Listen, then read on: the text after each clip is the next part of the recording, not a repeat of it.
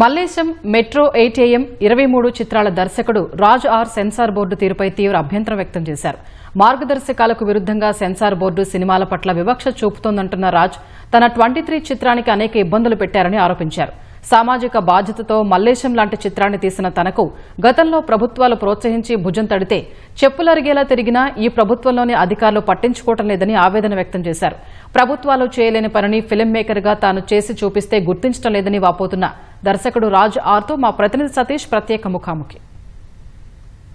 Cinema కేవలం వినోదమే కాదు, సామాజిక బాధ్యత ఉండాలని పదే పదే చెప్తుంటారు మన పాలకులు. మరి అలాంటి పాలకులు చెప్పిన మాటనే ఇప్పుడు పాటించడం లేదని ఒక దర్శకుడు ఆవేదన వ్యక్తం చేస్తున్నాడు. తన 23వ సినిమాకి ప్రభుత్వాలు ప్రోత్సహిస్తే ఇది ప్రజల దగ్గరకు వెళ్తే ఒక మంచి విషయానికి నాంది పలుకుతుందని చెప్పేసి బలంగా విశ్వసిస్తున్నాడు. మరి ఆ సినిమా వెనకాల ఆ దర్శకుడు పడుతున్నటువంటి ఆవేదన ఏంటి, ప్రభుత్వాలు ఈ సినిమాని ఎందుకు ప్రోత్సహించాలని కోరుతున్నాడు అనేది దర్శకుడు రాజ్ని అడిగి తెలుసుకుందాం. సో రాజ్ గారు, సినిమాకి సామాజిక బాధ్యత ఉండాలని పదే పదే చెప్తుంటారు. అదే ఉద్దేశంతో ప్రతి ఫిల్మ్ మేకర్ కూడా తను ఎంచుకునేటువంటి సబ్జెక్టు సొసైటీకి ఏ విధంగా ఉపయోగపడుతుందని ఆలోచిస్తే ఒక సినిమా అనేది రూపొందిస్తాడు. అదే విషయంలో మీ 23 ట్రైలర్ కావచ్చు, కంటెంట్ అంతా చూస్తే అర్థమవుతుంది. సో ఏంటి సార్, ఈ 23 సినిమా ద్వారా మీరు ప్రశ్నించాలనుకున్నటువంటి ఆ ప్రశ్నకు ఎంతవరకు సమాధానం దొరుకుతుంది అనేది ఒక దర్శకుడిగా సో మీరు బలంగా నమ్ముతున్నారు? ప్రశ్నించడం ఒక్కటే నా చేతిలో ఉంది సార్. ఇప్పుడు దాని రిజల్ట్ ఏమైనా వస్తుందా లేదా అని తెలియదు నాకు. ఇప్పుడు మలేషియన్ తీసినప్పుడు సార్ ఎంతో అంత కొంచెం ప్రజల్లో కూడా అసలు హ్యాండ్లూమ్ వ్యూవర్స్ ఎంత కష్టపడతారు ఏంటి అనేది అంతా కొంచెమైనా అక్కడ ఇక్కడ కొంచెం కొనడం స్టార్ట్ చేశారు. సో మన చేసేప్పుడు ఏమైనా దాంతో బెనిఫిట్ అవుద్దా లేదో మనకు పూర్తి తెలియదు సార్, ఎంతవరకు దాన్ని కానీ అవ్వాలనే దాంతో చేస్తాం. దాంతో లక్కీగా కొంచెం వచ్చింది. అరే పాపం ఇంత కష్టపడతారు పొద్దున్న నుంచి సాయంత్రం వరకు, ఒక వారంలో ఒక రోజు నేను వేసుకుంటాను అని ఒక 100 మంది అనుకున్నది, ఎంతమంది అనేది మన చేతిలో అస్సలు లేదు కదా సార్. మనం అనుకోవడమే ఇది. నెక్స్ట్ ఇప్పుడు 8am మెట్రో తీసినప్పుడు మెంటల్ హెల్త్ అనేది చాలా మంది అనుభవిస్తున్నారు. దాంట్లో కొంతమందేనా అరే పాపం వీళ్ళు ఎందుకు అవుతుంది ఏంటవుతుంది అనేది ఆ యాంగిల్లో ఆలోచించినా కూడా అది ట్రై చేస్తాం. ఎంతమందికి అవుతుంది అనేది మనకు తెలియదు. ఇప్పుడు దీని త్రూ కూడా పూర్కి కూడా ఒక లీగల్ హెల్ప్ ఏదో ఒకటి గవర్నమెంట్ ఎక్కడో ఒక దగ్గర నుంచి వాళ్ళకి అవైలబుల్ ఉండాలి. పూర్కి కూడా లోవర్ కోర్టులో ఫైట్ చేసే రిసోర్సెస్ ఉండాలి, హైకోర్టులో చేసే ఉండాలి.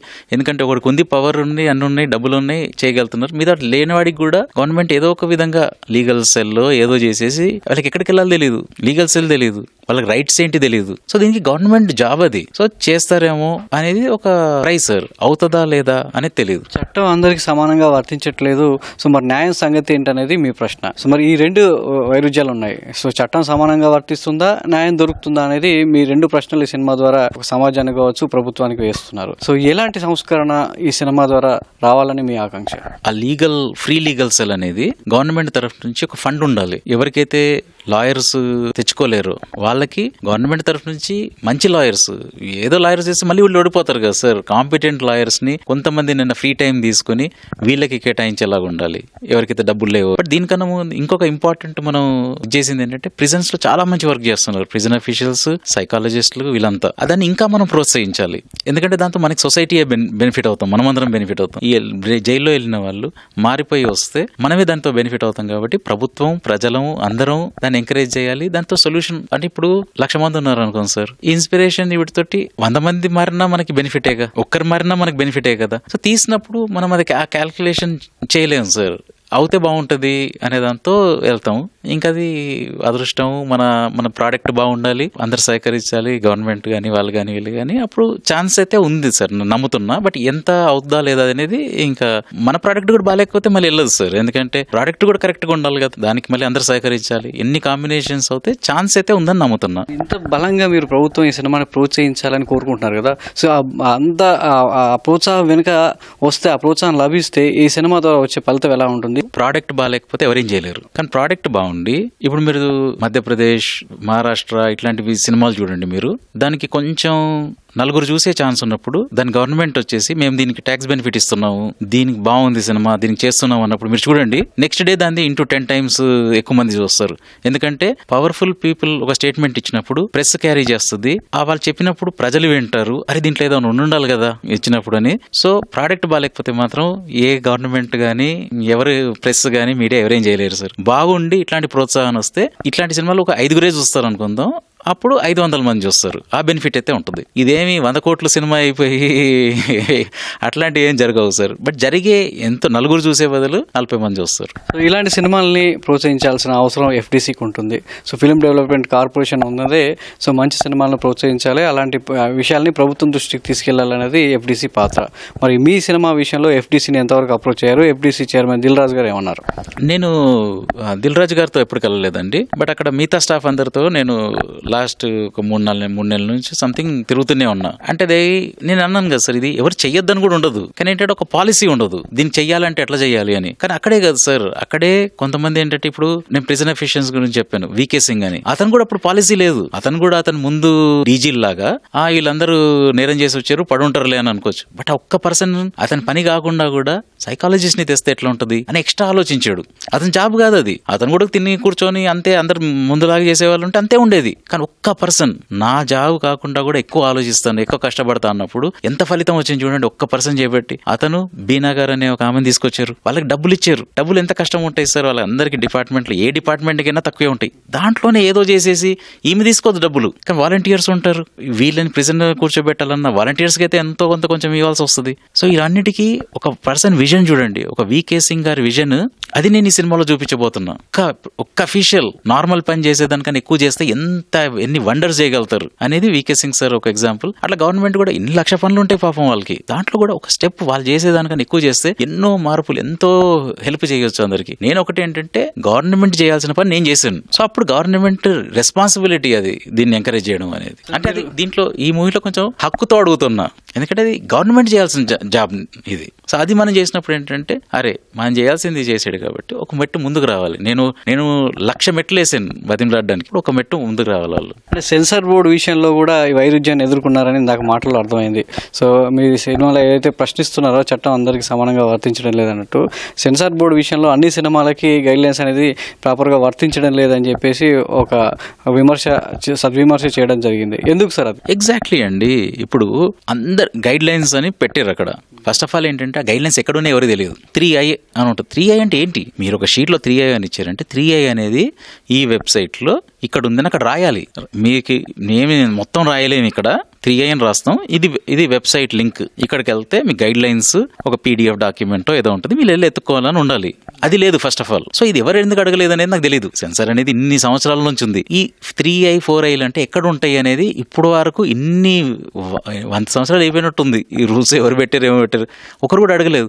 సో అట్లీస్ట్ ప్రశ్నించడమైనా ఫస్ట్ పాయింట్ సార్. తన సొల్యూషన్స్ తర్వాత వస్తాయా లేదా అనేది సెకండరీ. మళ్ళీ రెండోది ఏంటంటే ఈ గైడ్ లైన్స్ అన్ని సినిమాలకు సేమ్ ఎందుకు లేవు? నేను అన్నిటికి ఒప్పుకున్నాను కాబట్టి అన్ని కట్స్ ఇవి అన్ని చేసేసి ఏదో చేశాను. నాకు రెస్పెక్ట్ కూడా ఉంది ఈ ఆఫీసర్ మీద, ఎస్పెషల్లీ ఈ ఆఫీసర్ మీద. ఎందుకంటే నాకు రెస్పెక్ట్తో మాట్లాడాడు. అన్నిటికన్నా ముఖ్యం ఏంటంటే సార్, మీరు చెప్పేది ఏ విధానంగా చెప్పారు, చిన్న చూపు చూసి చెప్పారా, రెస్పెక్ట్తో చెప్పారు? నాకు చాలా రెస్పెక్ట్తో చెప్పారు కాబట్టి నాకు చాలా రెస్పెక్ట్ ఉంది సార్ మీద. కానీ ఇట్లా మరి అందరూ సేమ్ ఎందుకు చేయట్లేదు అనేది ఖచ్చితంగా ప్రశ్న అది.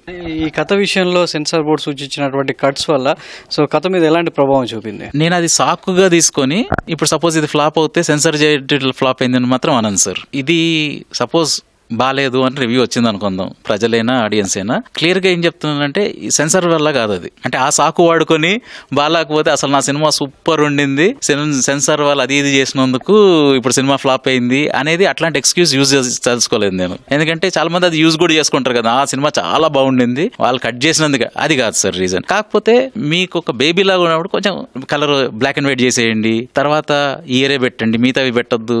స్టోరీ టెల్లింగ్ లో అవన్నీ వెళ్ళిపోతే ఏంటంటే ఎవరికైనా మేబీ అక్కడ అర్థం కాదేమో, అబ్రప్ట్ కట్ ఉంటే అర్థం కాదేమో. ఇష్టం లేనిదే, బట్ నేను అది సాకులాగైతే వాడుకోను.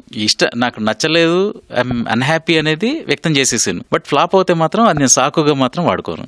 ఇలాంటి సినిమాకి ప్రభుత్వాలు పక్కన పెడితే ఇండస్ట్రీ నుంచి ఎలాంటి ప్రోత్సాహం లభించింది? మిమ్మల్ని ఎవరు అంటే బాగా ఎంకరేజ్ చేస్తే ఈ సినిమా ఆడియన్స్ దగ్గర తీసుకెళ్లాలనేది సో ఎంతవరకు ఇండస్ట్రీ మిమ్మల్ని పుష్ చేస్తుంది? ఇండస్ట్రీ నుంచి 0 ఒక ఎంకరేజ్మెంట్ అండి.